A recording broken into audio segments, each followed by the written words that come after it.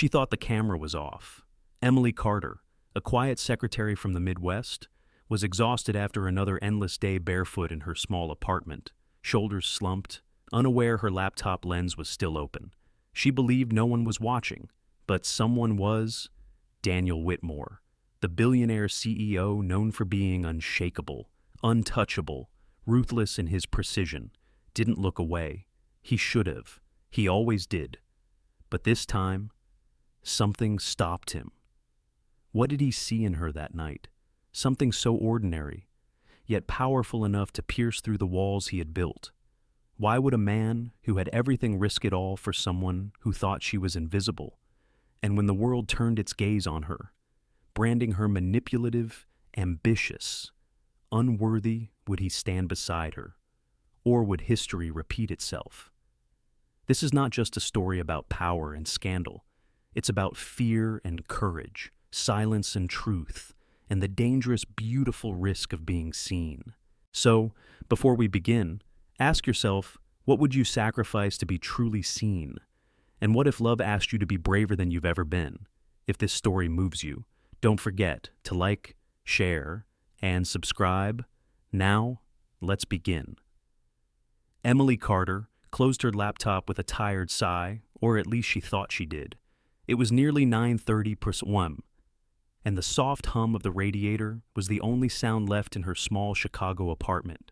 She had spent the entire day buried in spreadsheets, back-to-back virtual meetings, and endless polite emails that seemed to lead nowhere. Her shoulders ached, her eyes burned, and her mind buzzed with unfinished thoughts.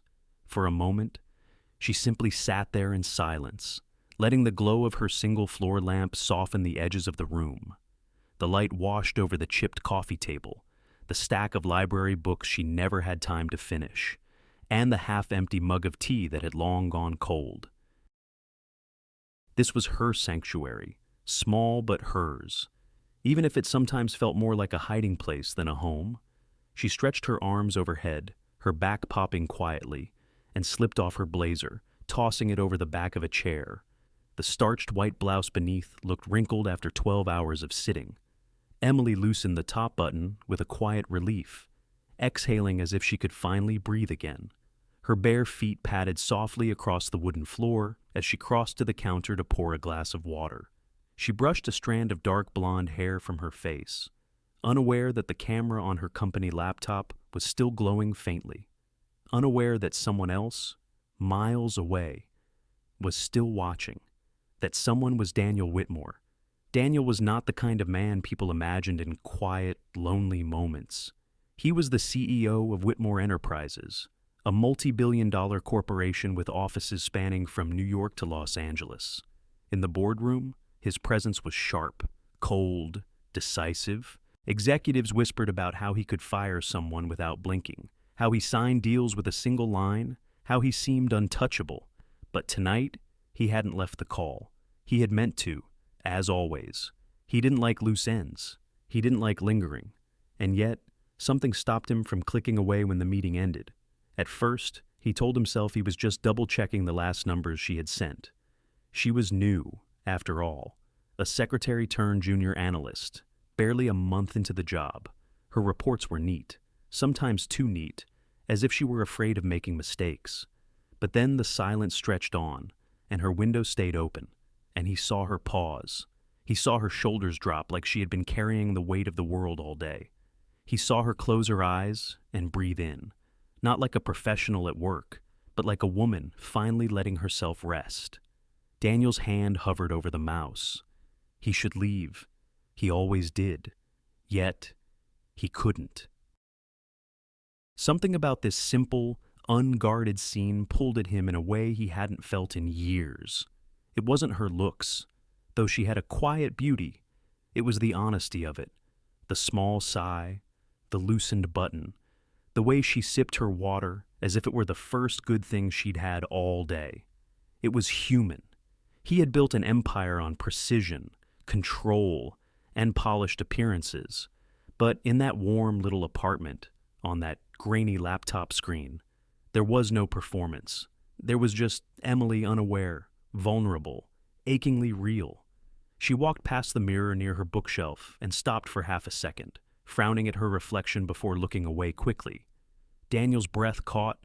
Why had she looked at herself like that? Why the sadness, the hesitation? What did she see that made her turn so fast? A strange ache pressed against his chest, and before he could stop himself, he shut the laptop with a snap. He wasn't supposed to see that. He wasn't supposed to feel this. And yet, as he stood in the dim light of his penthouse office, staring at the city skyline, he couldn't erase the image. He thought of her bare feet against the wooden floor. He thought of the way her hands trembled just slightly when she buttoned her blouse again. He thought of her reflection in the mirror and how quickly she had turned away. And for the first time in a very long time, Daniel Whitmore, the man who never looked back, found himself unable to look away. Meanwhile, Emily carried on, oblivious. She curled onto the couch with her glass of water, pulling her knees to her chest. The hum of the city outside her window filtered in through the glass car horns in the distance, a train rattling down the elevated tracks. The murmur of life she often felt apart from. She should have been winding down, maybe reading one of those books, maybe calling her sister back home in Wisconsin. But instead, she stared at nothing, her mind circling the same questions it always did. Am I enough for this job? Do they notice me at all? Or am I already failing without even realizing it? She shook her head and pulled a blanket around her shoulders. In the office, she kept her back straight and her smile polite. She took notes, answered calls, stayed late without complaint. But here, when no one was watching, she allowed herself to feel the exhaustion, the loneliness, the quiet fear that she was already falling behind in a race she never signed up for. She whispered softly into the dim light, not even realizing she had spoken out loud. I just wish someone could see me. For real.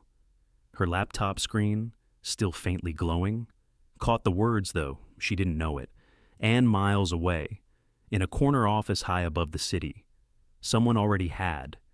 Daniel Whitmore had trained himself, over decades, to be untouchable. The youngest son of a wealthy family in Connecticut, he had learned early that emotions were liabilities. His father had been a stern man, all sharp lines and sharp words, who believed tenderness was weakness. His mother, though softer, had been quiet, almost invisible in the shadow of her husband's ambitions. From them, Daniel inherited two things: a relentless drive and a vow never to let anyone see him falter. And so, by 41, Daniel Whitmore had become exactly what people whispered about him in the boardrooms and news articles: calculating, decisive, impossible to read. At the office, he was a storm in a suit, calm on the surface, but powerful enough to alter everything in his path. At home, in his glass-walled penthouse 30 stories above the Chicago River, he was alone, and that suited him. At least, it had. Tonight felt different. He leaned back in his leather chair, staring at the skyline outside his floor-to-ceiling windows. The city glowed with its usual brilliance, steel towers lit like constellations, headlights threading through streets like rivers of light. He had spent countless nights here, watching the city below while reviewing reports, answering calls with investors in Tokyo or London, or simply reminding himself that from up here, nothing could touch him. But something had touched him, something small, something he shouldn't have noticed. Emily Carter. He closed his eyes, but the memory refused to leave. Her tired sigh, the way her shoulders fell when she thought she was finally alone, the soft vulnerability of her apartment, glowing in the lamplight, the way she avoided her own reflection in the mirror, as though she couldn't stand what she saw. He pressed his fingers against his temples. This was absurd. She was a secretary, no, a junior analyst. Technically, a new hire, not even a name he should remember. He had met dozens like her, maybe hundreds. Fresh faces eager to impress, careful with their words, grateful for the opportunity. Most disappeared into the machinery of the company, their individuality swallowed by the grind. So, why did she matter? Daniel stood, restless. He crossed the room and poured himself a drink bourbon. Neat. The amber liquid caught the city lights as he swirled it once before taking a sip. Normally, the burn settled him, gave him clarity. Tonight, it did nothing. He kept seeing her bare feet against the wood floor, her hands loosening that button with the smallest sigh, the kind of sound that carried more truth than any report ever could. It wasn't attraction, not in the shallow sense he knew too well from others. It was recognition. He saw in her what he hadn't allowed himself to feel in years' exhaustion, loneliness, the quiet ache of someone carrying more than they should. He saw a truth so raw, it made the room around him feel staged, artificial, hollow.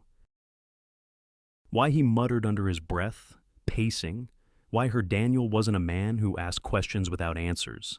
He thrived on certainty, on data, on patterns that could be mapped and controlled.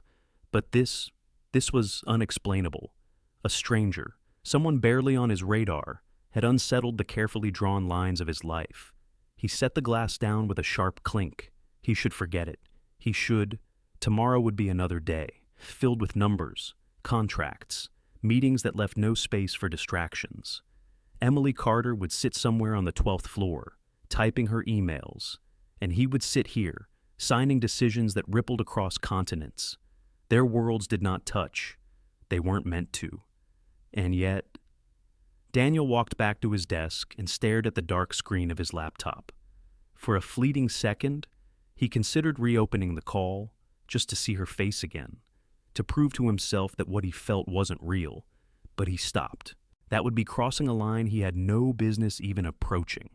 He rubbed the back of his neck and forced himself into his chair. The leather felt cold, unwelcoming. He opened another file, quarterly projections, numbers climbing neatly across columns. Normally, these figures were his anchor. Tonight, they blurred, meaningless. His gaze drifted to the reflection in the glass window, not of the city, but of himself. A tall man in a tailored suit, green eyes sharp, jaw tense, the face of a leader, a man in control. But for the first time in years, he saw something beneath it, a flicker of uncertainty, a shadow of longing. He hated it, but he also couldn't deny it. Daniel shut the file, shut the laptop, shut everything, but he couldn't shut the image of Emily Carter, the way she had looked when she thought no one was watching, the way she carried a sadness he recognized too well. He thought of Rachel Morgan, the journalist from his past, the one he hadn't protected enough, the one he had let slip away because silence was easier than courage. He thought of how that story ended with her leaving, and with him left standing in the ruins of his own cowardice. And now, years later, he was staring at another woman, another quiet truth, another chance to see or to turn away. The bourbon glass still sat on the desk, catching the glow of the city. Daniel stared at it for a long time before whispering to himself, almost like a confession, "This is going to matter." He didn't know why, he didn't know how, but he knew. He turned off the light, left the glass half full, and walked into the silence of his penthouse. The city roared outside, but inside, his mind was louder still. And as he lay awake in the darkness, Emily Carter's sigh, the smallest, simplest sound, echoed louder than all the noise of his empire. Morning came with the dull gray of a Chicago winter sky. Emily Carter pulled her coat tighter as she hurried down the sidewalk, the wind sharp against her cheeks. Commuters rushed past with the same hurried expressions, coffee cups in hand, earbuds in place, as if each of them carried their own invisible burdens. Emily blended in, another face in the tide of strangers. Yet inside, she carried the memory of the night before like a secret stone in her pocket. Had she imagined it, that strange heaviness, as if someone had been near even when she was alone? She told herself it was nothing, just exhaustion, just her overthinking mind playing tricks. After all, who would have been watching? No one. Of course no one. By the time she stepped into the Whitmore Enterprises tower, she had pushed the thought aside. The building itself was designed to erase softness, polished steel, endless glass, a lobby so grand it made you feel small before you even reached security. Everything about it was intentional, reminding you that here, people were not meant to be comfortable. They were meant to perform. Emily rode the elevator to the 12th floor, her floor. She sat at her desk, tucked into a neat row of identical workstations, each lined with the same sleek monitors and pale office plants. Around her, the low hum of keyboards and muffled phone calls filled the air. It was the sound of efficiency, of tasks completed without names or faces. She turned on her computer and scanned her emails. Already 3 flagged messages from her supervisor about a minor formatting issue in yesterday's report. She bit her lip, her fingers hovering over the keyboard. She had double-checked those numbers. She was sure of it. And yet, here she was, once again bracing for the quiet sting of correction. Across the room, conversations drifted. 2 colleagues whispered about weekend plans. Another adjusted her scarf in the reflection of a dark monitor. No one looked at Emily. They rarely did. She was polite, efficient, forgettable, invisible. By mid-morning, she had made 2 small mistakes, an extra zero in a budget column, a missed attachment in an email, nothing catastrophic, but enough to tighten the knot in her stomach. She corrected them quickly, apologizing too many times in her follow-up messages, her cheeks warm even though no one responded unkindly. Still, she felt the weight. Every misstep was a reminder she didn't belong here. Not really. She had fought hard for the job, fought harder to keep it, but in a building like this, even the air seemed to belong to someone else. She reached for her coffee, lukewarm now, when she felt it. A glance, quick, sharp. Her eyes lifted, and across the open floor, she saw him, Daniel Whitmore. He wasn't supposed to be here. The CEO rarely visited the lower floors. He lived in the top levels, where executives sat behind walls of glass. But today, he was here, standing near the conference room, speaking with a manager. His posture was as composed as ever, his suit flawless, his presence undeniable, and yet his eyes were on her. It was only for a second, maybe less, but Emily felt it, like a spark she wasn't prepared for. His gaze was steady, piercing, and then gone, returning to the conversation as if nothing had happened. She froze, her hands still curled around the coffee cup. Had she imagined it? People like him didn't look at people like her. He was a man of headlines and balance sheets, the kind of person whose decisions shifted markets. She was just another employee, struggling to keep her footing. Still. The glance lingered in her chest long after it ended. The day moved on. Numbers, meetings, notes scribbled in the margins of a planner. Emily tried to focus, but every so often, she caught herself glancing toward the glass-walled conference rooms at the far end of the floor. Most were empty, some filled with quiet discussions. She told herself she wasn't looking for him, but the truth was harder to deny. And then, just before lunch, it happened again. She was leaving the printer, a stack of papers in her hands. When she passed the corridor leading to the executive elevator, he was there, speaking to an assistant. His voice was low, controlled, his expression unreadable. But as she walked past, he looked up. Their eyes met. This time, it wasn't fleeting, a fraction longer, long enough for her breath to catch, long enough for her pulse to stumble. His face didn't change, not a smile, not a frown, just that quiet, steady recognition. And then he was gone, turning back to his assistant as if the moment had never happened. Emily hurried back to her desk, her papers trembling in her hands. She set them down too quickly, the edges sliding unevenly across her keyboard. She pressed her palms against the desk, willing herself to breathe. What was happening? Why was he looking at her? By the time the afternoon sun slanted through the tall windows, the question had rooted itself deep in her mind. She told herself it was nothing. He was a CEO. He noticed everything. That was his job. She was reading into it, letting her imagination create meaning where none existed. And yet, when she finally left the office that evening, coat wrapped tight against the cold, she couldn't shake the feeling. For the first time since she started at Whitmore Enterprises, someone had looked at her, not through her, not past her, at her. And even if it was only in her mind, That look carried more weight than all the silence she had been living with. The apartment was quiet again. Emily Carter sat curled on her couch, a blanket wrapped around her legs, the soft glow of her lamp filling the room with amber light. A half-finished bowl of soup rested on the coffee table, cooling beside a notebook she had meant to write in, but never touched. Outside, the Chicago wind pressed against her windows, rattling faintly as if reminding her that the world beyond was colder than the one she had built inside.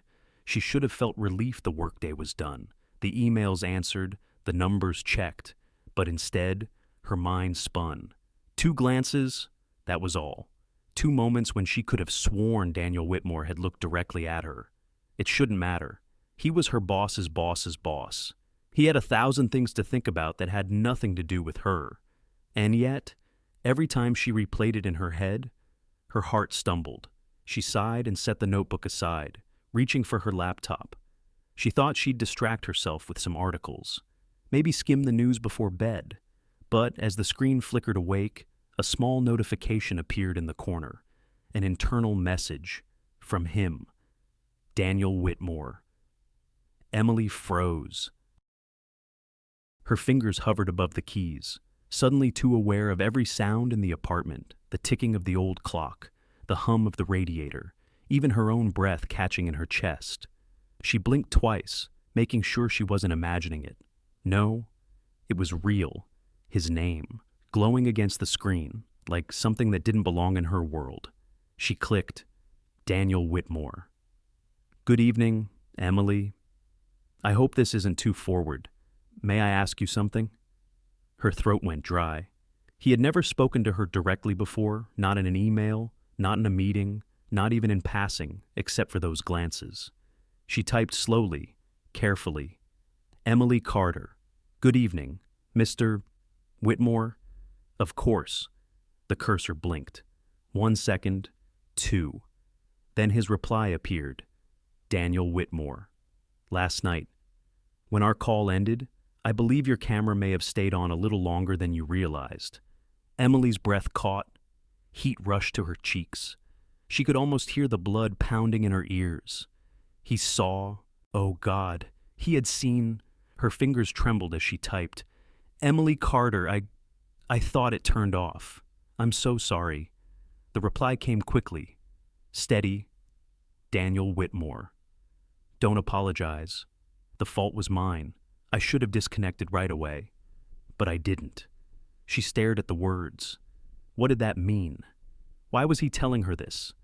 Emily Carter. It's all right. No harm done. Another pause. Then Daniel Whitmore. That isn't true. Her chest tightened. Daniel Whitmore. I saw something I wasn't meant to, and I can't seem to forget it. Emily sat back, pressing her palms to the blanket as though it could ground her. She didn't know whether to shut the laptop, to laugh nervously, to pretend she didn't understand. But curiosity, fear, and curiosity tangled together pulled her closer. Emily Carter.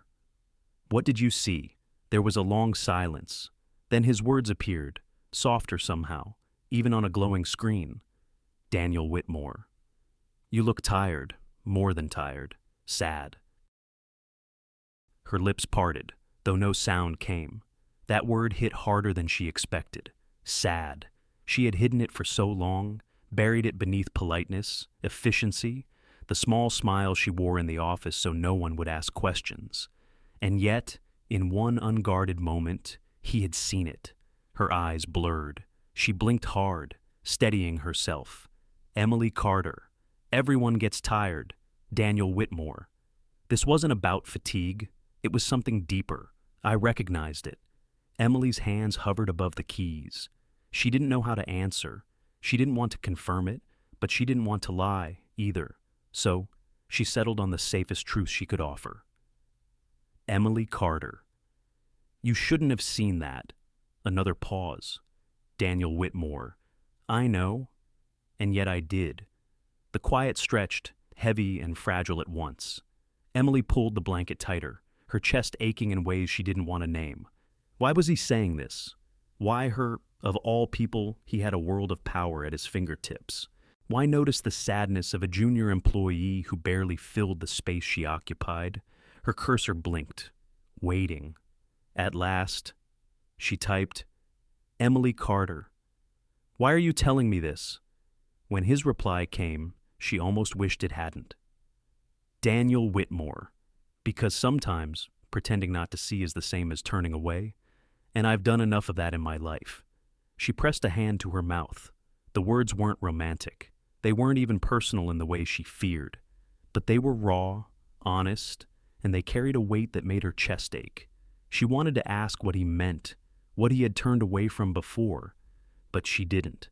Some doors, once opened, could never be closed again.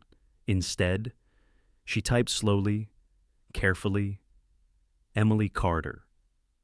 Thank you for telling me, but please, let's just forget it happened. For a long time, there was no response. She thought maybe that was it, that he had agreed to bury it in silence. Then, finally, Daniel Whitmore. If that's what you want, I'll respect it. Good night, Emily. Her fingers lingered on the keys, wanting to say something more, but she didn't.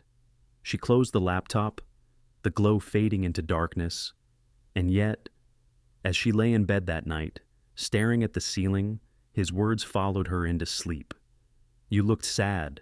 She had never felt so exposed, and yet never so strangely understood.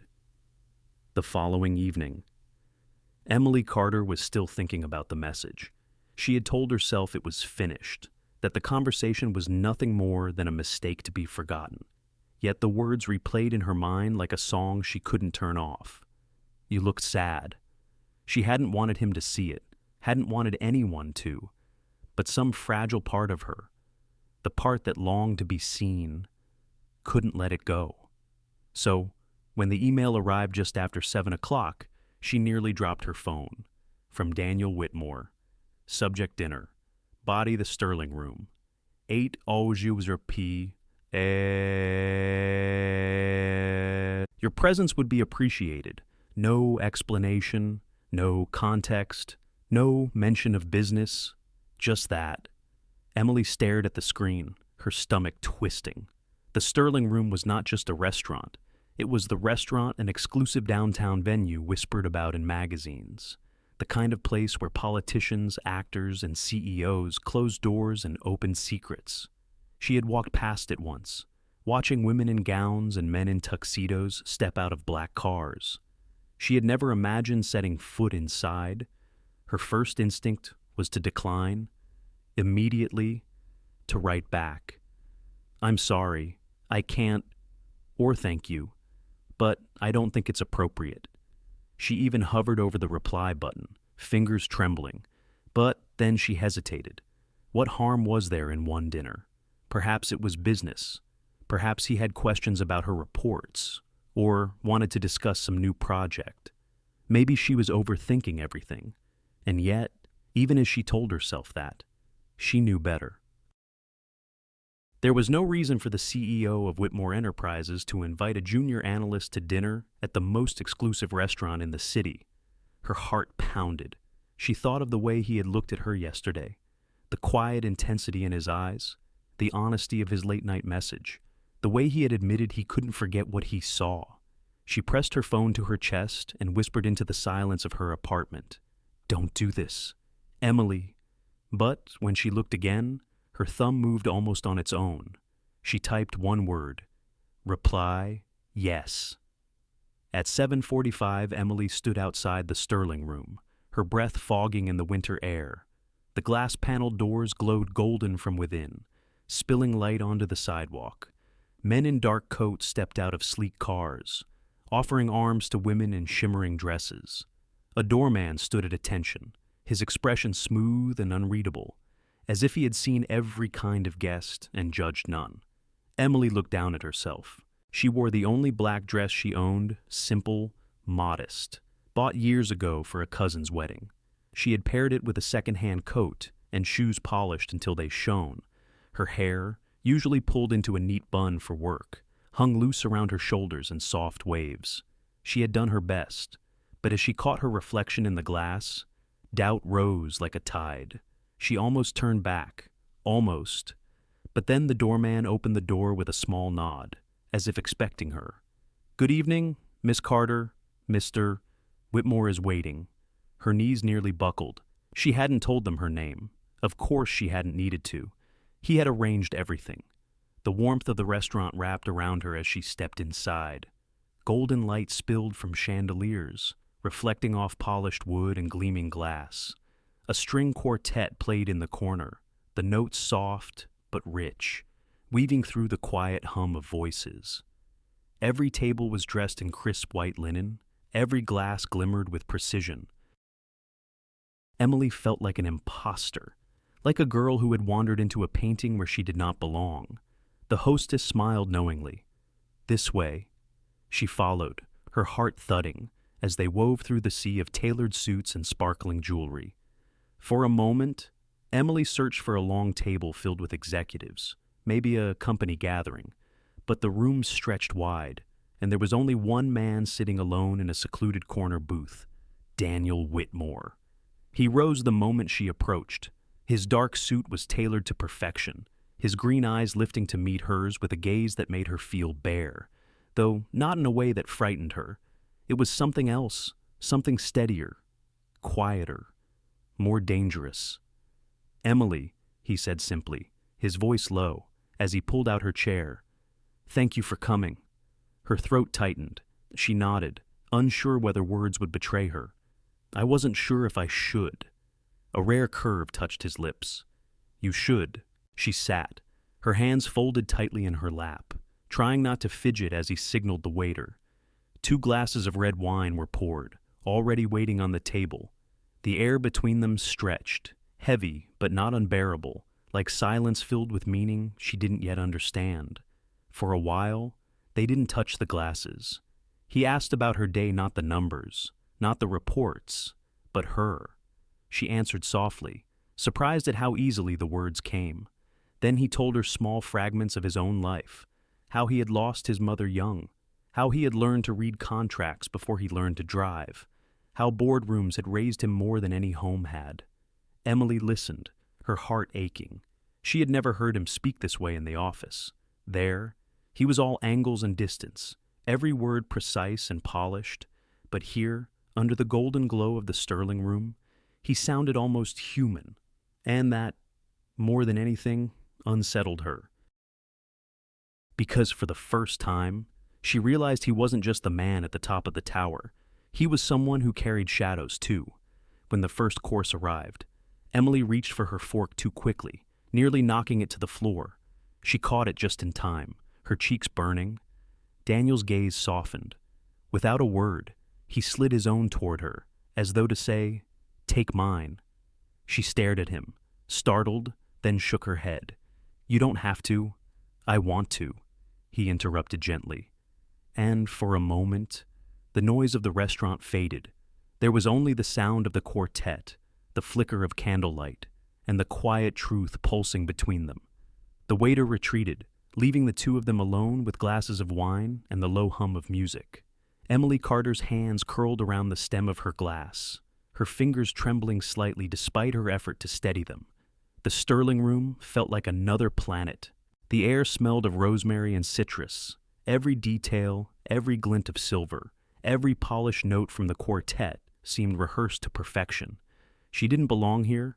She knew it with every heartbeat. And yet, Daniel Whitmore sat across from her, as though this were the most natural thing in the world.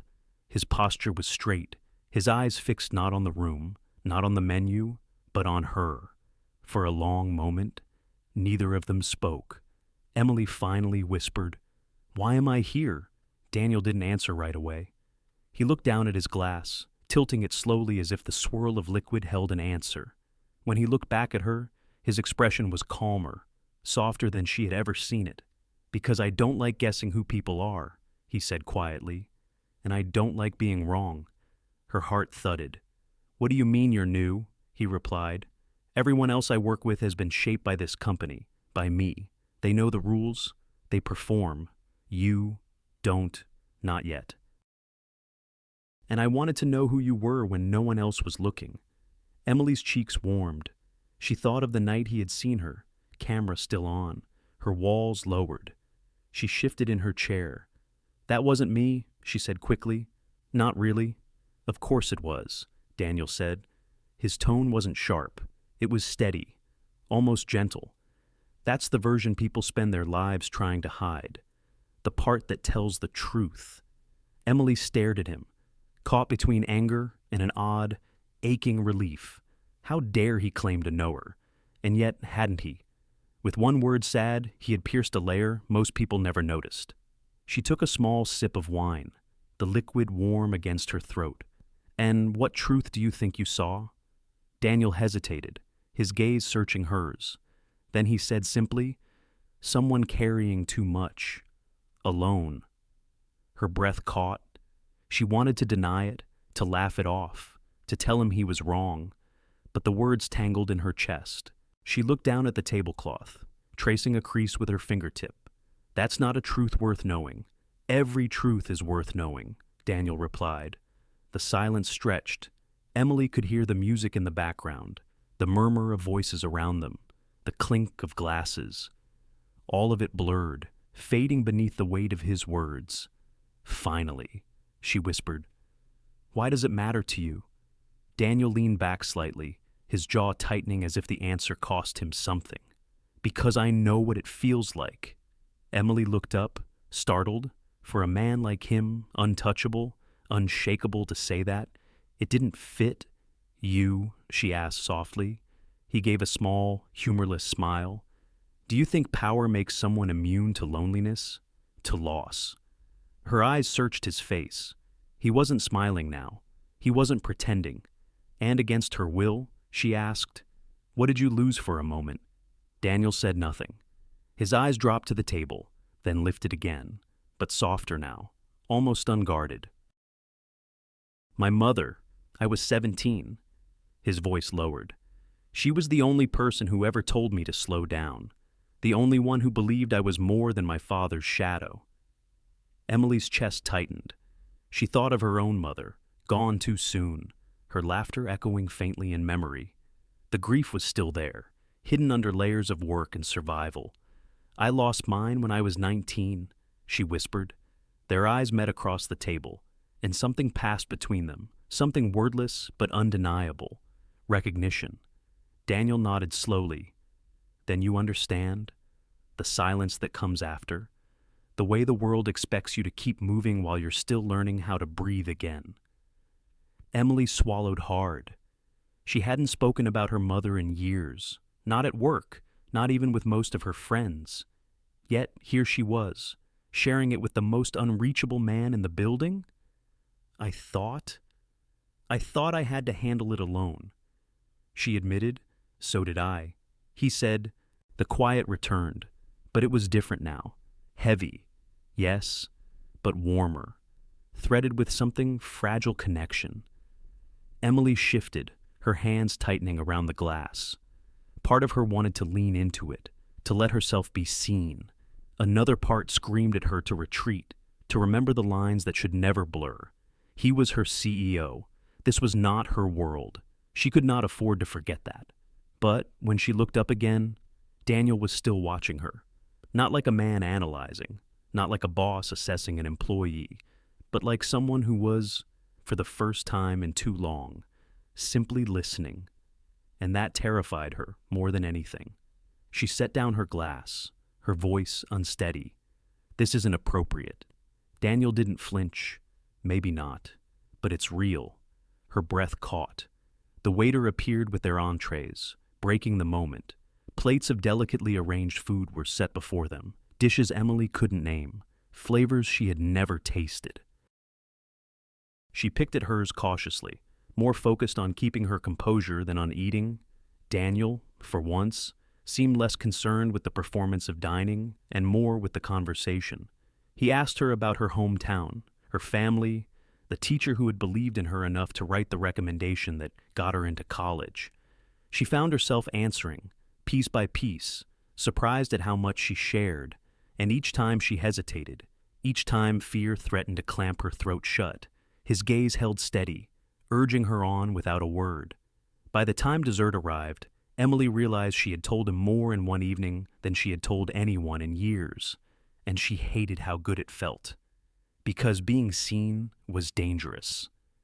The next morning, Emily Carter walked into the office with her shoulders tight and her mind racing. The night at the Sterling Room replayed in Flash's golden light, the warmth of wine, the sound of his voice admitting loss, and the unsettling way he had looked at her as though she were not invisible after all. For a moment, as she had walked home under the sharp winter air, she had allowed herself to feel something close to wonder. But now, under the cold glare of fluorescent lights on the 12th floor, that wonder twisted into unease. Had anyone noticed, would someone ask? Was she already a rumor? She kept her head down as she crossed the rows of desks. Conversations floated around her, snippets about weekend plans, client deadlines, the weather forecast, but she felt every voice sharpen the air like blades. Surely someone knew. Surely they could see it written on her face. Emily settled into her chair, opening her email with trembling fingers. A flood of tasks awaited her: reports to revise, meetings to prepare, calls to schedule. She clung to them, hoping the rhythm of work might silence the noise in her chest. But the silence she longed for wasn't there. It was broken by glances, by pauses in conversations when she walked past, by the faint curl of curiosity on a colleague's lips. She told herself she was imagining it, but deep down, she knew the office was already shifting. By mid-morning, Emily ducked into the break room for a cup of coffee. She poured slowly, watching the steam rise, trying to ground herself. Behind her, two coworkers whispered near the vending machine. Their voices were low, but not low enough. "Did you see him on this floor yesterday? He never comes down here." And then she just happened to leave for the printer. Emily's chest tightened. She stirred her coffee too quickly, spilling a drop on the counter. She wiped it up with a napkin, her hands shaking. She wanted to turn around, to tell them they were wrong, that nothing had happened. But her throat stayed locked, and she left the room with her coffee untouched. Back at her desk, the unease only grew. She thought of the dinner, of how she had opened up about her mother, about the silence that followed loss. Why had she told him that? Why had she let him see so much? She wasn't naive. She knew what people would think. A young employee, a powerful CEO, a dinner at the most exclusive restaurant in Chicago.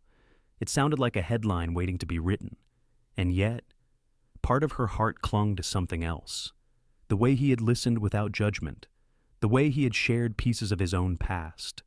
The way, for the first time in years, she had felt seen instead of overlooked. That longing warred with fear until she could hardly breathe. Near noon, a ripple passed through the office. Daniel Whitmore had arrived. Emily looked up before she could stop herself. There he was, tall, composed, a storm wrapped in a suit, striding across the floor with his usual precision. He was speaking to the head of operations, his tone brisk, his expression unreadable. He didn't look her way, not once. Relief and disappointment tangled inside her chest. Maybe it meant last night had been a mistake. Maybe he had already put it behind him. That was what she should want. That was what would keep her safe. But then, as he moved past her row of desks, it happened. A flicker, so quick it might have been imagined. The corner of his mouth curved just barely into something softer than his usual mask. A smile, faint, private, gone as quickly as it appeared. But it was enough.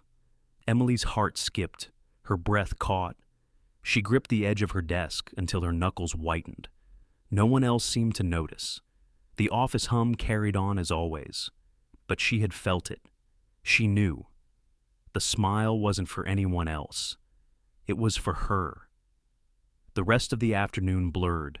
She answered emails on autopilot, attended meetings where the words washed over her, typed notes she could barely remember writing. Every so often, she caught herself glancing toward the executive wing, half hoping, half dreading another look. Her thoughts spun. She shouldn't have gone. She shouldn't have said yes to dinner. Shouldn't have told him about her mother. Shouldn't have let herself feel that brief warmth. But even as she scolded herself, A quieter voice whispered, "You wanted it. You wanted to be seen." By the time the clock neared 5, Emily felt drained. She gathered her bag, pulling her coat tight as she stepped into the elevator. The mirrored walls reflected her pale face, her tired eyes. She thought of what he had said that first night. That's the version people spend their lives trying to hide. The part that tells the truth. She pressed her lips together, her reflection blurring. Maybe that was true. Maybe that was the danger. Because if she let him see too much, if she let herself believe in that recognition, she risked being consumed by a world she didn't belong to. And yet, part of her already wanted more. The summons came in the middle of the morning.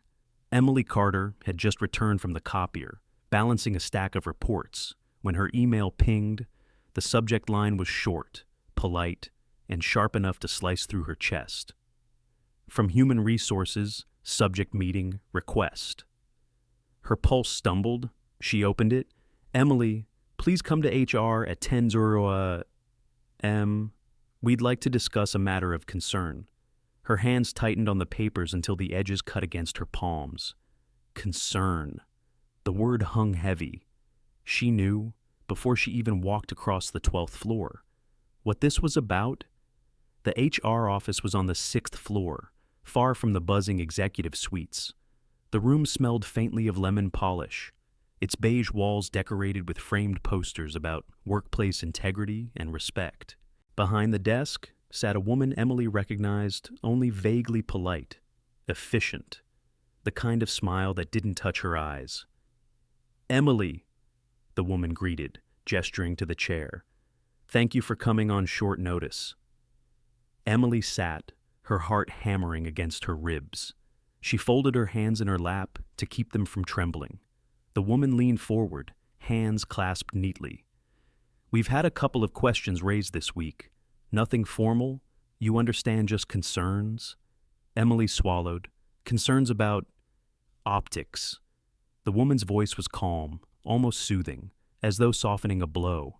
About boundaries, about perceptions that might not reflect well on you or on leadership. Emily's throat went dry. "I haven't done anything wrong. No one is saying you have," the woman replied smoothly. "But perception can be as powerful as fact. For example," she glanced at a file in front of her. "It seems you were seen at the Sterling Room earlier this week with Mr. Whitmore." Emily's chest tightened, her worst fear spoken aloud. The woman tilted her head, her smile still fixed. "That's a very high-profile venue, not typically where one expects to find junior analysts dining alone with the CEO. Naturally, it attracted notice." Emily's hands clenched. It was personal. "Of course." The woman made a note on her clipboard. "Still, Emily, you understand our position. We're not here to police relationships, but we must protect the company's reputation. Anything that could be misconstrued becomes our concern." The words landed like stones, one after another. Misconstrued, concern, reputation. Each one a reminder that she was not safe, not here. The woman leaned back, her tone soft but firm. "If I may offer some advice when boundaries feel unclear, it's usually best to step back, for your sake and for his." Emily sat frozen. No reprimand, no accusation, just a warning dressed as kindness, a reminder of how disposable she was. She left the office numb, the echo of the conversation pressing against her chest like a bruise. She didn't think. She walked straight to the top floor, past assistants who blinked in surprise but didn't stop her. She knocked once on the glass door of Daniel Whitmore's office and stepped inside before she could lose her nerve. He was at his desk, a file in his hands. His eyes lifted immediately, sharp but softening when they landed on her. "Emily." She shut the door behind her, her voice tight. "They talked to me." He set the file down slowly. "Who, HR?" she said. Her throat tightened. "They know." His jaw clenched, a flicker of tension crossing his face. "What did they say?" "They didn't have to say much," Emily replied bitterly. They smiled. They warned. They made it clear that if I don't disappear quietly, they'll make me disappear anyway. Daniel stood, his presence filling the room. They can't touch you. Yes, they can. Her voice cracked. You might not see it, but I'm disposable here. You're not. Something shifted in his face. Anger, sorrow, something deeper. He stepped closer. That's not true. She shook her head, tears stinging. It is. And maybe that's why this can't happen. Because we don't live in the same world. You have the power to stop this. And I don't even have the power to explain it. For a long moment, silence stretched between them. Then his voice dropped, low and rough. I didn't reach out because I wanted to make this harder. But Emily, I've thought about you every single day since that night. Her breath caught. Tears blurred her vision. Then why did you act like I was just another face in the room? He closed the distance between them, his eyes fierce. Because I didn't know how to protect you. He paused, his voice softening. But I do now. Emily blinked, her chest rising and falling, her hands trembling at her sides. And what are you going to do? Daniel held her gaze, steady and unflinching. Whatever it takes. The air between them throbbed with unspoken words. Emily's throat tightened as she whispered, I don't know if I can survive being hurt by you. Daniel's face broke, just slightly. I'd never forgive myself if I did. And for the first time since this began, she believed him. By Monday morning, Emily Carter found her desk gone. Her nameplate had been removed from the 12th floor workstation, where she'd sat since her first day at Whitmore Enterprises. In its place, a blank screen waited for someone new, someone anonymous. Her computer had already been transferred. A neatly worded email from facilities confirmed the change. Effective immediately, your role has been reassigned to Strategic Development, 15th floor. Please see HR for your new keycard access. Emily read the message twice, her stomach sinking lower with every word. She didn't need to ask why. She already knew. Daniel Whitmore had made his move. The 15th floor was quieter, more insulated, filled with polished wood and hushed conversations. Her new desk was larger, her view wider, an unspoken upgrade meant to look like opportunity. But Emily felt none of the triumph such a move might suggest, because she hadn't asked for this, because she knew what it meant. At lunchtime, she left her new floor and made her way to the executive wing. She knocked once on his office door and stepped inside. Daniel was standing by the window, the skyline sprawling behind him, his posture rigid. He turned when he heard her. You moved me, Emily said softly. His jaw tightened. I had to. You didn't ask me. I couldn't, he replied. His voice was low, measured. HR was circling. The board was beginning to whisper. If you stayed under my direct supervision, they'd find a reason to push you out. This way. They can't touch you. Emily's chest ached. You think moving me fixes this? It buys us space, Daniel said. He took a step closer, his green eyes steady. It severs the line they're trying to draw. You're no longer my subordinate. They can't claim favoritism or impropriety. Not without proof.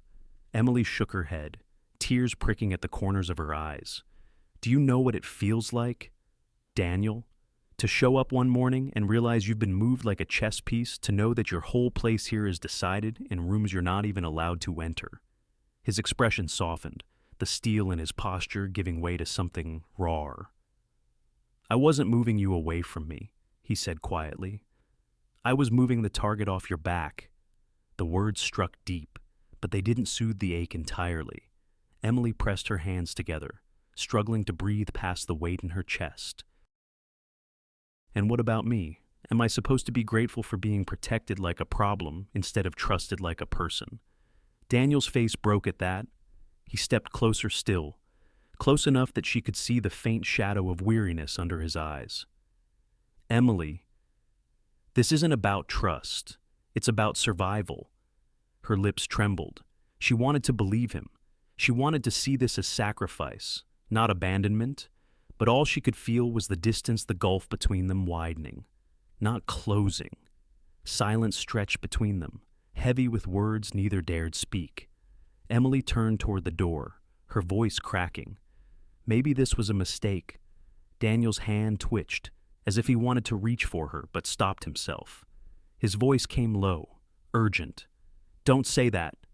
She froze, her back still to him. "I haven't stopped thinking about you," he said, each word measured, steady, as though laying down truths he couldn't take back. "Not since that night. Not since I saw you, really saw you. Everything I've done since then has been to keep you here. Safe. When the world wants to erase you." Emily closed her eyes, her throat tight. Slowly, she turned back. His gaze met hers, unflinching, but softer than she had ever seen it. She stepped closer, almost against her will. Their breaths mingled in the charged quiet. The space between them throbbed with possibility. But he didn't touch her, and she didn't cross the line. Instead, she whispered, "I don't know if protection feels any different than being pushed away."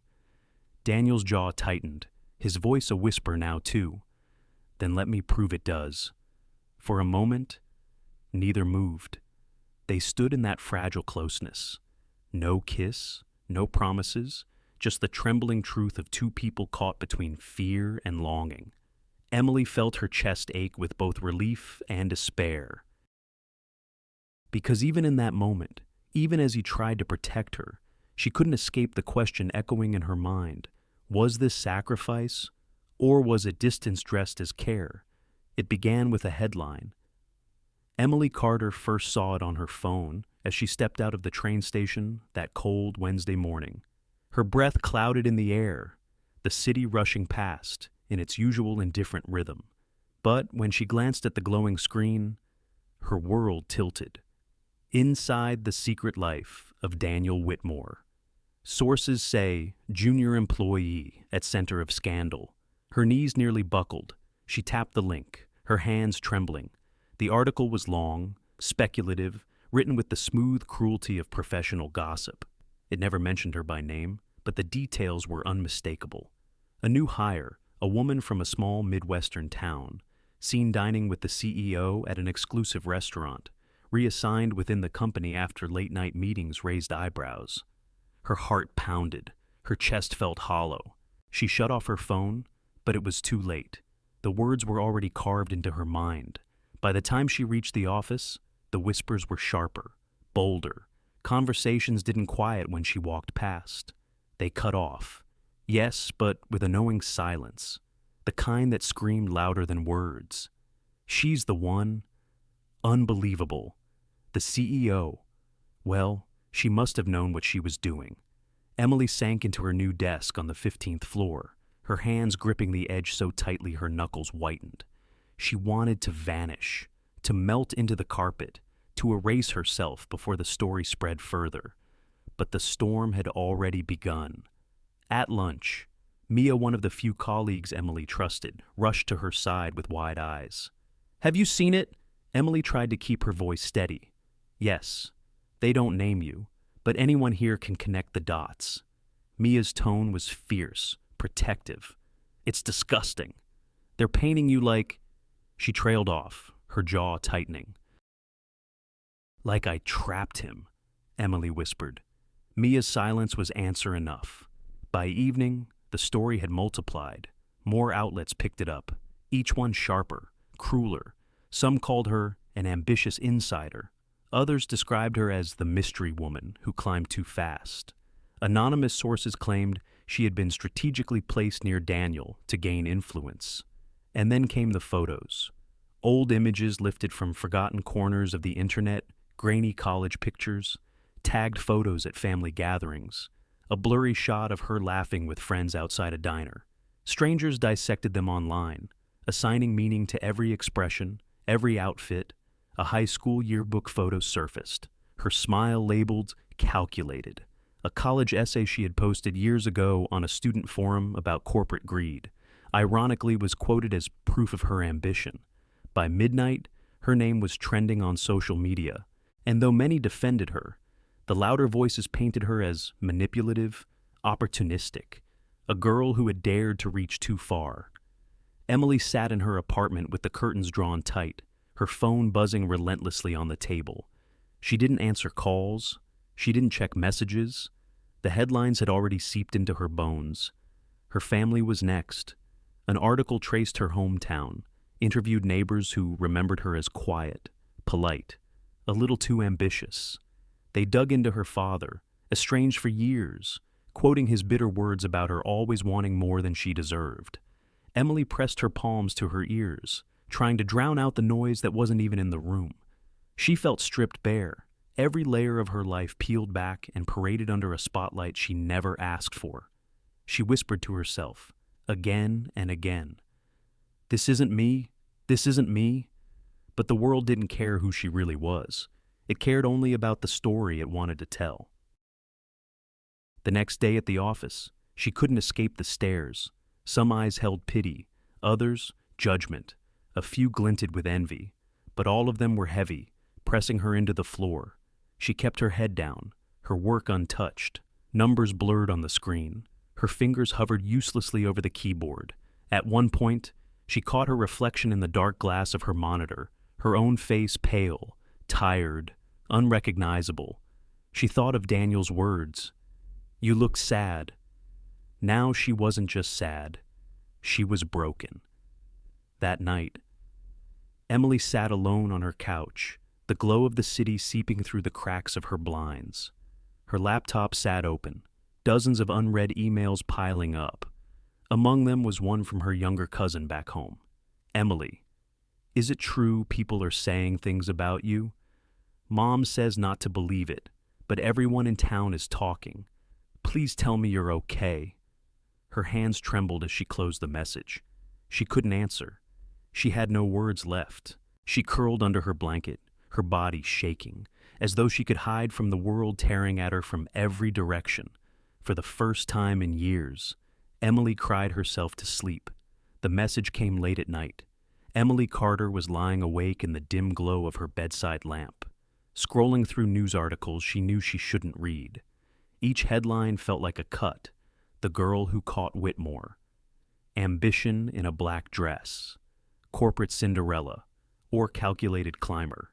She scrolled until her chest ached, then finally set the phone down, willing herself to rest. That's when it buzzed again. A new text, no name attached, just a blocked number. He said the same thing to her, too. Before everything went wrong, "You're not the first." Emily froze. Her breath caught in her throat. She read it once, twice, 3 times, her hands trembling. Not the first? Her stomach twisted. Who was her? And what had gone wrong? She stared at the message until the words blurred. Then, almost without thinking, she whispered into the empty room, "What did you mean? Daniel?" The next morning, she couldn't focus. The office around her buzzed as usual, but Emily felt trapped inside her own spiraling thoughts. Every email, every conversation, every sound blurred into static. The anonymous message pulsed in her mind like a wound. By noon, she couldn't bear it anymore. She went to him. Daniel Whitmore was on the rooftop of the building, a place she had only seen from a distance, the private terrace where executives sometimes retreated. She found him there, standing against the skyline, his coat brushing in the winter wind.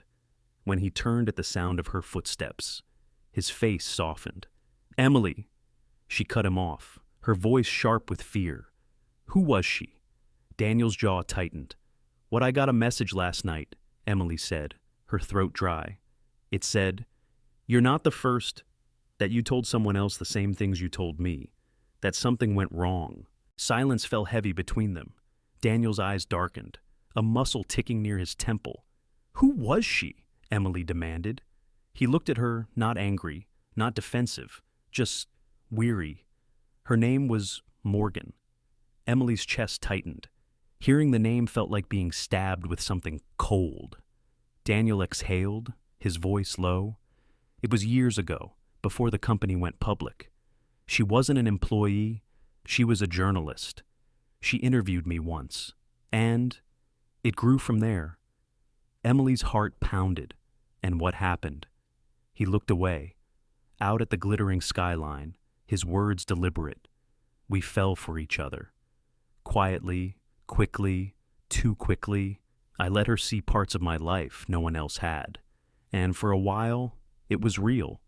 But she wrote an article about the toxic culture in male-dominated industries. She never mentioned my name, never mentioned the company, but people made the connection anyway. They assumed she was writing about us. About me. Emily swallowed hard, her stomach sinking. And my board turned on her, Daniel said flatly. They accused her of trying to sabotage the company. The press hounded her. She was harassed, threatened, pushed out of her job. I tried to defend her, but it wasn't enough. The weight of it crushed her. Eventually, she left the country. Emily's hands clenched. Because of you. Because of them, Daniel said firmly. Then, softer. But yes, because I wasn't brave enough. I let her go alone because I was too afraid to lose everything I'd built. Emily stared at him, the wind biting her cheeks. And now, it's happening again. I won't let it, Daniel said quickly, stepping closer. His voice carried urgency, almost desperation. I was a coward then. I chose silence when I should have chosen truth. I won't make that mistake again. Her eyes burned. And what if I don't survive the attention? What if I'm not strong enough for all this? Daniel reached for her hand. His touch was firm, grounding. Then lean on me until you are. Emily's chest trembled, torn between anger and longing. She wanted to believe him, wanted to let herself fall into that steadiness. But the ghost of Morgan lingered, whispering that history repeats itself. You want me to be brave, she whispered, but I'm terrified. His voice softened, raw and unguarded. So am I. But maybe that's what makes it real. Emily blinked back tears, her heart breaking at the honesty in his eyes. Yet, even as he spoke, the doubt remained, pressing against her ribs like a blade. Because if Morgan had been cast aside once before, what chance did she have now? The boardroom was designed to intimidate. Long oak table polished to a mirror shine, walls lined with oil portraits of past leaders, their stern eyes a reminder of legacy. And on this particular afternoon, every chair was filled 7 members of the Whitmore Enterprises board, each one powerful, each one restless. Daniel Whitmore sat at the head of the table, unflinching. His jaw was set, his hands folded loosely. Though his knuckles betrayed the tension beneath, Jonathan Pierce, the company's legal strategist, leaned forward. Daniel, we need to discuss the matter of your situation. Daniel's green eyes narrowed. Say it plainly. Grace Whitmore, his aunt and one of the oldest voices on the board, obliged. This woman, Emily Carter, she is bleeding into the company's reputation. The press has branded her manipulative. Our investors are uneasy. The stock dropped 4% this morning. This cannot continue. She is not the problem, Daniel said evenly. She is the headline, Jonathan countered, and perception is everything. Grace's voice sliced through the air. We're not asking you to fire her. We're telling you to end it, quietly, professionally, walk away. Daniel, or the board will be forced to consider alternatives.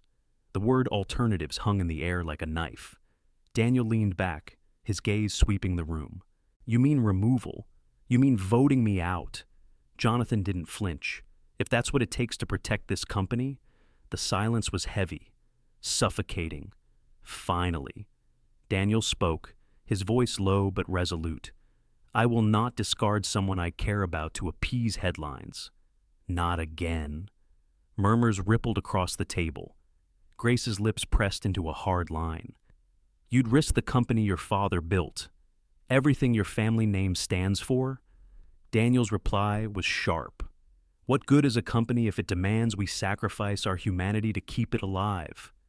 The board members exchanged uneasy glances. Jonathan finally said, Then you've made your choice. Daniel rose from his chair, tall, unyielding. Yes, I have. Emily didn't hear the confrontation firsthand. She only knew what it meant when Daniel found her that evening in his office, his face taut, his shoulders heavier than usual. "They gave me an ultimatum," he admitted. Her stomach dropped. "What did you tell them?" "That I wouldn't give you up." Her eyes filled before she could stop them. She wanted to feel relief, but all she felt was fear. Fear of the storm closing in. Fear of promises made too softly. And now, she whispered, "Now I'm trying to figure out how to hold on to both without losing everything." Emily shook her head, her voice trembling. "That's not how this works. Daniel, the world doesn't let you have everything. I can try." He pressed. She let out a bitter laugh. "That's the problem. You try, you calculate, you weigh risks and outcomes. But when it comes to me, I don't want to be a risk assessment. I want to be chosen." Daniel's chest tightened. "I am choosing you." Her tears spilled. Not loud enough, not in a way the world can't twist. "If you keep one hand on the company and one hand on me, I'll always be the thing you're afraid of losing, not the one you fight to keep." He stepped closer, his voice raw. "Emily," but she shook her head, stepping back. "I can't do this. Not if you're still deciding whether I'm worth the empire your name built." Her words cracked in the air, fragile and devastating. She turned toward the door. "Emily," he said again, almost pleading. She stopped, her hand trembling on the handle, but didn't turn back. Her voice came soft, breaking. "When you decide to be brave, maybe you'll find me. Until then." And then she left. The city swallowed her whole. Emily walked for hours, past glass towers that glared with judgment, past neon signs flickering like questions she couldn't answer. Her heels clicked against the pavement until her feet throbbed. But she didn't stop. She wandered through crowded streets where no one looked her in the eye, where strangers brushed past without care, where the anonymity felt like both punishment and relief.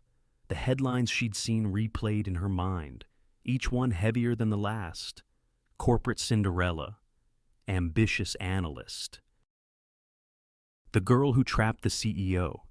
Her reflection caught in a dark shop window, eyes red, hair windblown, face pale. She barely recognized herself.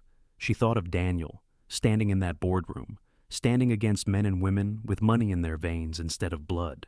He had chosen her, he said, but had he really? Or had he simply postponed the inevitable? Her chest ached as she walked beneath the cold glow of the city lights. She wanted to believe him. She wanted to believe in them. But all she could feel was the fragile truth pressing against her ribs. Love, in this world, came with a cost she wasn't sure she could pay. And as the night deepened, Emily Carter realized she had never felt so seen, or so utterly alone. The news alerts hit phones across the city before Emily Carter even knew what was happening. Emergency press conference, Daniel Whitmore to address scandal at Whitmore Enterprises. She sat frozen at her apartment desk, staring at the headline until her vision blurred. Then, with trembling hands, she opened the live stream. The screen flickered, then steadied on a grand hall crowded with reporters, cameras flashing like lightning in a storm. At the podium stood Daniel Whitmore. No tie, no entourage, no glossy smile, just him in a plain black suit, eyes steady. He leaned into the microphone. "I wasn't planning to speak today," he began, his voice firm but unguarded. "But silence has its cost. I learned that once before, and I won't make that mistake again." The room hushed instantly. "For the past 2 weeks, the world has speculated about my private life," Daniel continued, "about a woman I care for. They've painted her as ambitious, manipulative, calculating. They've questioned her dignity, her worth, her motives. And she has said nothing, not because she's guilty, but because she believes dignity doesn't require defense." He paused, scanning the crowd of reporters. "But I no longer have that luxury, because silence in this case is not neutrality. It is betrayal." The words landed heavy, rippling through the room. Daniel took a breath. "Emily Carter did not pursue me. She didn't scheme or manipulate, or attempt to climb her way into privilege. I sought her out. I remained on a call when I shouldn't have. And for the first time in years, I saw someone real, someone human. I stayed, not because of her ambition, but because of her humanity. Camera shutters snapped. Whispers filled the corners of the hall. But Daniel didn't waver. I've worked with thousands of people. I've built towers of glass and steel. But none of it ever felt as honest as the way she looked when she thought no one was watching. His voice dropped, softer now. And yes, I love her. The room erupted. Reporters shouted over one another, questions firing like bullets. Daniel didn't flinch. She asked me to be brave, he continued, louder this time, cutting through the chaos. And I wasn't. I thought protecting this company meant protecting silence. But Whitmore Enterprises does not deserve to exist if its survival demands we bury truth or bury love. He reached down, lifted a folded paper from the podium, and held it up for all to see. My resignation, effective immediately. Gasps swept the room. I am stepping down, Daniel declared. Not because I made a mistake, but because for the first time in my life, I didn't. And I refuse to let this board or this world turn that into shame. He placed the letter on the podium and stepped back, shoulders squared. Let the record show, he said, his voice steady as stone, that I did not abandon her, I chose her. And with that, Daniel Whitmore turned and walked away from the podium. No handlers, no security, just a man who had finally said what should have been said all along.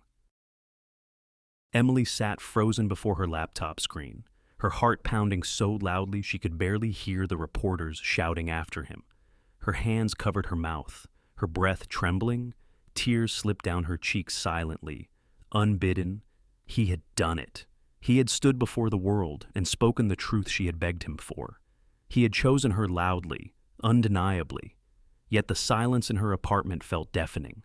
The world outside her window had erupted into chaos news vans on the street, headlines multiplying by the minute, strangers debating her life as though it were sport. But inside, Emily Carter sat alone, her body trembling, her soul raw. Because for the first time in weeks, she felt something dangerous, something terrifying, something she didn't yet know if she could carry. Hope. The street outside Emily Carter's apartment looked like a battlefield she hadn't signed up for. News vans lined the block like armored trucks. Photographers leaned against car hoods, sipping coffee, waiting for the smallest flicker of her blinds. Strangers with cell phones loitered nearby, hoping to catch a glimpse of the woman who brought down Whitmore Enterprises. Inside, Emily lived in shadows. Curtains pulled tight, phone silenced, laptop closed. It had been 3 days since Daniel's press conference. 3 days since he had spoken her name and chosen her in front of the entire world.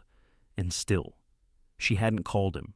She couldn't, because as much as his words had shaken her, as much as hope had flickered in her chest, fear still clung tighter. The intrusion was relentless. Headlines carried her face now. Blurry photos lifted from old social media. College acquaintances gave interviews about her determination. A neighbor back home described her as quiet but ambitious. Even a family disagreement from years ago was dragged into the light. She felt stripped bare, her life rewritten by strangers. Every layer of privacy peeled back and sold as spectacle. By the second night, Emily barely recognized the woman in the mirror, pale, sleepless, eyes red-rimmed from tears she hadn't meant to shed. And through it all, she stayed silent, afraid that any word, any movement, would become another weapon used against her. On the 4th day, the knock came. "Go away," she muttered, clutching her blanket tighter. But the door opened anyway because she had given a spare key to only one person. Emily. It was Anna. Anna Rhodes had been her roommate in college, now a nurse at a busy city hospital, practical, kind, sharp-eyed, and utterly incapable of letting Emily drown in silence. She stepped inside, carrying a paper bag that smelled of fresh bagels. "Good God," Anna whispered when she saw her. You look like you've been hiding from the apocalypse. Close enough, Emily muttered. Anna set the bag down and crossed her arms. You can't keep doing this. Hiding doesn't make it stop. It just makes you smaller. Emily shook her head, her throat tight. You don't understand. They've already decided who I am. No matter what I say, it'll be twisted. They'll make me the villain. Again, Anna's eyes softened. She pulled out a chair and sat across from her. You're right. People are cruel. They'll talk. They'll invent. That's what they do. But Emily, her voice gentled, you can't let fear write your story for you. Emily swallowed hard, staring at her hands. He gave up everything, she whispered. The company, his name, his legacy, for me, and I can't even pick up the phone. Because you're afraid, Anna said simply. Emily's eyes burned. What if I can't handle it? What if I collapse under the weight? What if loving him means I lose myself completely? Anna reached across the table, taking her hand. What if loving him means you finally find yourself? What if he isn't the thing that breaks you, but the thing that makes you braver? Emily blinked back tears. Anna's voice softened further. You've always been strong, but strength isn't just surviving alone. Sometimes it's choosing to let someone stand beside you, even when it terrifies you. The words lingered long after Anna left. That night, Emily sat by her window, the blinds cracked just enough to let the city's glow seep in. Reporters still waited outside. Cameras still flashed occasionally, catching nothing but shadows. Inside, her chest waged war with itself. Fear whispered, if you step out, they'll devour you. If you love him, they'll never stop. You'll be destroyed. Courage whispered, if you stay silent, you'll lose him. If you run, you'll always wonder. And you'll never forgive yourself for choosing absence over love. Emily pressed her forehead to the glass, her breath fogging the window. She remembered Daniel's voice, steady at that podium. Let the record show, I did not abandon her. I chose her. Her body trembled, because she knew the truth Anna had forced her to face. It wasn't really about the world outside. It was about her. Would she let fear keep her hidden, or would she step into the fire and see if love could survive it? The night stretched long and restless, but for the first time in weeks, Emily Carter felt the scales tipping. She wasn't ready to answer yet, but she knew the question had changed. Not, can I survive this? But am I willing to live half a life if I don't try? The cameras were waiting. They lined the street outside her apartment like vultures, lenses glinting under the gray morning sky. Reporters shouted questions the second she opened the door. Her name, his name, words like affair and scandal hurled like stones. Emily Carter didn't answer. She didn't flinch. For the first time, she didn't hide. She stepped onto the sidewalk in a simple green dress, her hair pulled back loosely, her eyes steady. And without a word, she walked straight through the storm. Microphones stretched toward her, shutters clicked wildly. But Emily kept moving, her heels striking the pavement with a rhythm that matched the pounding in her chest. She wasn't sure if it was courage or recklessness. Maybe both, but she knew where she was going. The cottage sat outside the city, nestled among trees, half hidden behind ivy and silence. It was the place Daniel had once shown her, the only space he said belonged to no one but himself. When she reached the door, her hands shook. She hesitated for a moment, listening to the quiet. Then she knocked, a pause, then footsteps. The door opened, and there he was. Daniel Whitmore looked different without the armor of his office, without the weight of his company. His shirt sleeves were rolled, his hair unkempt, his face weary, but the moment his eyes met hers, something broke open inside them both. "Emily," he breathed, her throat tightened. "Hi." For a moment, neither moved. The silence between them held weeks of longing, fear, and unspoken words. Finally, Emily whispered, "I'm sorry." Daniel shook his head. "No, I should've." She stepped forward, her voice urgent. "Let me say it. I was scared. You gave up everything for me. And I didn't know what to do with that.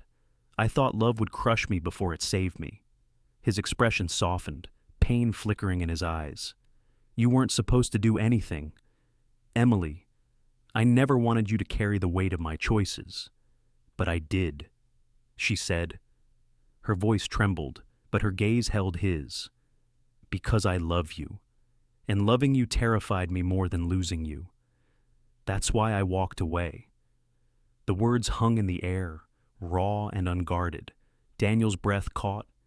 Slowly. He stepped closer until the space between them all but disappeared. "Say it again." Emily's eyes shimmered. "I love you." His hand rose, tentative, brushing a strand of hair from her face. His thumb lingered at her cheek. "God. Emily. I thought I'd lost you." "You almost did," she whispered, her voice breaking. "But I couldn't let fear win. Not this time."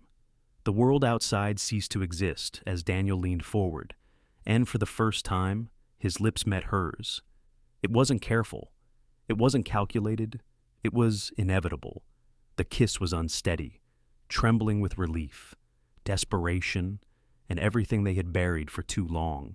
Her hands gripped his shirt, his arms wrapped around her, pulling her close as though he would never let go again. When they finally broke apart, foreheads pressed together, both were breathless. "I'm still scared," Emily admitted softly. Daniel smiled faintly, his voice low. "Good. That means it's real." They sank onto the couch near the fireplace, the old quilt draped around them. For once, there were no titles, no roles, no boardrooms or headlines. Just two people stripped of everything except the truth they'd finally spoken. Daniel held her hand, his thumb tracing slow circles across her skin. "I don't regret stepping down," he said quietly. "Not for a second. Power without honesty is empty. And without you, none of it would have mattered anyway." Emily's chest ached, but this time it wasn't from fear. "I don't want you to be the man who gave something up for me," she said. "I want to be the woman who builds something with you." His eyes softened, green and steady in the firelight. "Then stay." Her answer was simple. "I will." The fire crackled, wind tapped at the windows, but inside the cottage there was peace, a fragile, hard-won peace. Emily Carter had walked past the cameras, past the chaos, into the one place that felt real. And for the first time since the storm began, she wasn't hiding. She was home. Seasons changed. The headlines that once screamed their names eventually dulled. The world, always hungry for new drama, found other scandals, other stories. Their faces slipped from the front page into the background noise of memory. And in that quiet, Emily Carter and Daniel Whitmore built something different. They didn't return to the glass towers. Daniel refused offers to reclaim his position or join other corporations eager to exploit his name. Instead, he invested quietly in causes that mattered: education programs, local community centers, small nonprofits run by women determined to create change where the world had overlooked them. "It feels strange," he admitted once, stacking mismatched mugs in their little kitchen, "to build without needing to win." Emily smiled. "Maybe that's the first time it's real." Emily didn't stay in data analysis. She didn't want her story to be rewritten by someone else's agenda. Instead, she accepted a fellowship at a workplace culture institute, a small organization dedicated to studying how environments shape people's dignity. She spent her days listening to employees' stories, stories of being overlooked, undervalued, unseen, and working on tools that might make future workplaces less cruel. When asked in her interview why she wanted the job, she had answered simply, "Because I know what silence can cost." And they hired her on the spot. The cottage became their first home. Its stone walls and crackling fireplace sheltered them in the early months when the city still buzzed with leftover whispers. They bought secondhand furniture, argued cheerfully about curtains, and filled shelves with books that smelled of dust and hope. It wasn't glamorous, it wasn't perfect, but it was theirs. On quiet evenings, they sat on the porch, Daniel with a notebook on his knee, Emily barefoot with her head resting on his shoulder. Sometimes they talked, sometimes they didn't. And that, too, was enough. A year later, they moved into a modest apartment in the city, with wide windows and crooked floors. Daniel gave up tailored suits.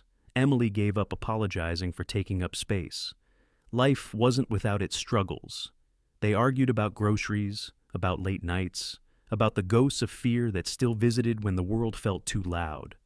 But the difference now was simple. They faced those storms together. No more secrets.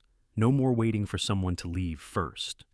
One evening, almost a year after Daniel's resignation, they found themselves on a rooftop, not a corporate terrace this time, but a small Brooklyn rooftop with string lights tangled above them and music drifting from a neighbor's open window. Emily read aloud from a worn book she had loved as a teenager, something about missed chances and people who leave too soon. She closed it softly, her voice thoughtful. "I used to think love was about grand gestures," she said, "the airport chases, the dramatic confessions in the rain." Daniel chuckled. "You still love dramatic endings." "Maybe," she admitted with a smile. Then her gaze softened. "But now I think love is quieter. It's choosing to stay, even when the sky doesn't clear right away." Daniel looked at her, wonder in his eyes. "I never believed I could be part of something like this." He confessed, something not about power or perfection, something real. Emily leaned her forehead against his. "You didn't need to control it. You just needed to let it happen." And in that quiet, with the city humming around them, their love felt less like a storm and more like a season steady, imperfect, alive. Love, they realized, wasn't about being unshakable. It was about being brave enough to shake together, not a rescue, not a headline, not a perfect story, but a choice, made in the small moments again and again to stay, to see, to be seen. And now, dear listener, I wonder, have you ever let fear decide for you? Have you ever walked away from something not because it wasn't real, but because it was too real?